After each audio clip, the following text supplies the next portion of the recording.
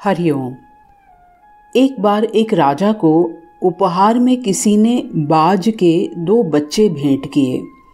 वे बड़ी ही अच्छी नस्ल के थे और राजा ने कभी इससे पहले इतने शानदार बाज नहीं देखे थे।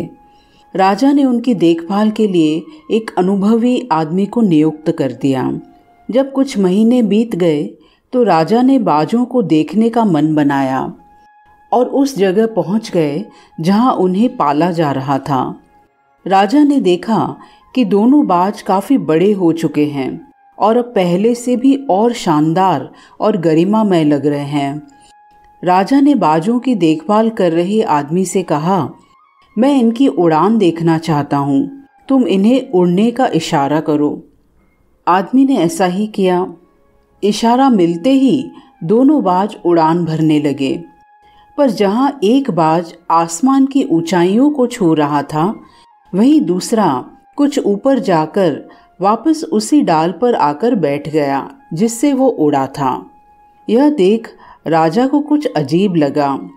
क्या बात है, जहाँ एक बाज इतनी अच्छी उड़ान भर रहा है, वहीं ये दूसरा बाज उड़ना ही नहीं चाह रहा। राजा ने सवाल किया, जी हुजूर, इस बाज के साथ शुरू से ही यही समस्या है, वो इस डाल को छोड़ता ही नहीं है। राजा को दोनों ही बाज प्रिय थे और वो दूसरे बाज को भी उसी तरह उड़ना देखना चाहते थे। अगले दिन पूरे राज्य में ऐलान कर दिया गया कि जो व्यक्ति इस बाज को ऊंचा उड़ाने में कामयाब होगा उसे ढेरों इनाम दिया जाएगा। फिर क्या था, एक से एक विद्वान आए और बाज को उड़ाने का प्रयास करने लगे, पर हफ्तों बीत जाने के बाद भी बाज का वही हाल था। वो थोड़ा सा उड़ता और वापस डाल पर आकर बैठ जाता। फिर एक दिन कुछ अनोखा हुआ। राजा ने देखा कि उसके दोनों बाज आसमान में उड़ रहे हैं। उन्हें अपनी आंखों पर यकीन नहीं हुआ और उन्होंने तुरंत उस व्यक्ति का पता लगाने को कहा जिसने ये कारनामा कर दिखाया था। वह व्यक्ति एक किसान था। अगले दिन वह दरबार में हाजिर हुआ।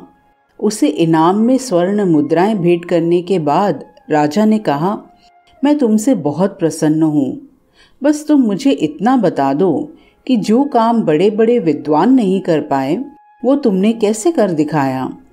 किसान ने कहा, राजन, मैं तो एक साधारण सा किसान हूँ, मैं ज्ञान की ज़्यादा बातें नहीं जानता।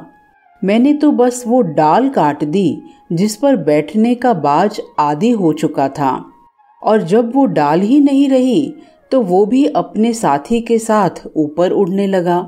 दोस्तों, हम सब भी अपनी अपनी उड़ान भर सकते हैं, लेकिन कई बार हम जो कर रहे होते हैं उसके इतने आदी हो जाते हैं, उसी में इतना कंफर्टेबल हो जाते हैं कि कुछ नया करने से डरने लगते हैं।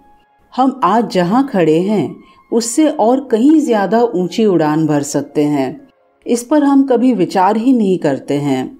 दोस्तों, जिंदगी नित्य नई सृजनात्मकता का नाम है। ईश्वरीय चेतना से युक्त हर चीज़ हर पल नई होती है।